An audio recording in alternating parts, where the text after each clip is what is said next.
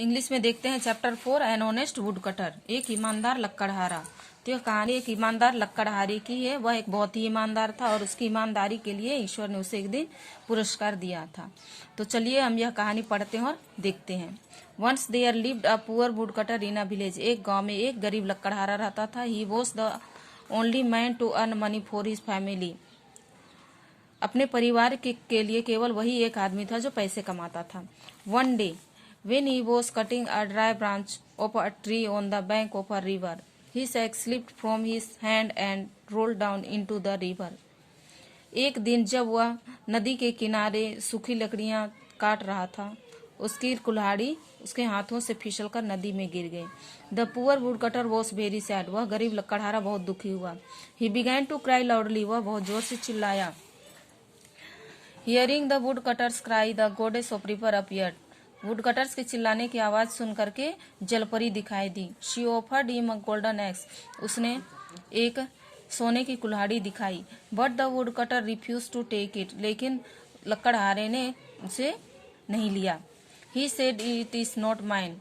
वह कहा कि यह मेरी नहीं है।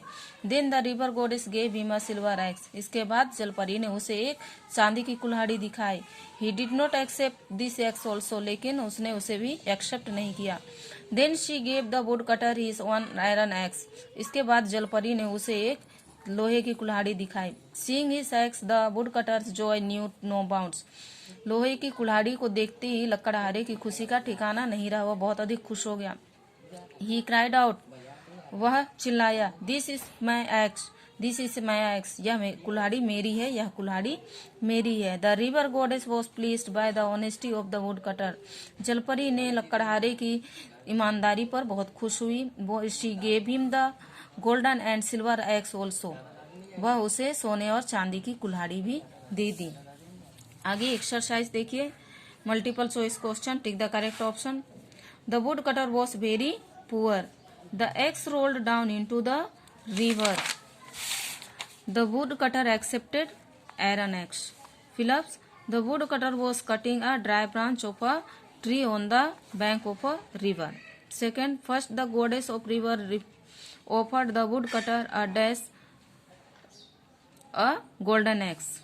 Third, seeing his axe, the woodcutter's joy knew no bounds.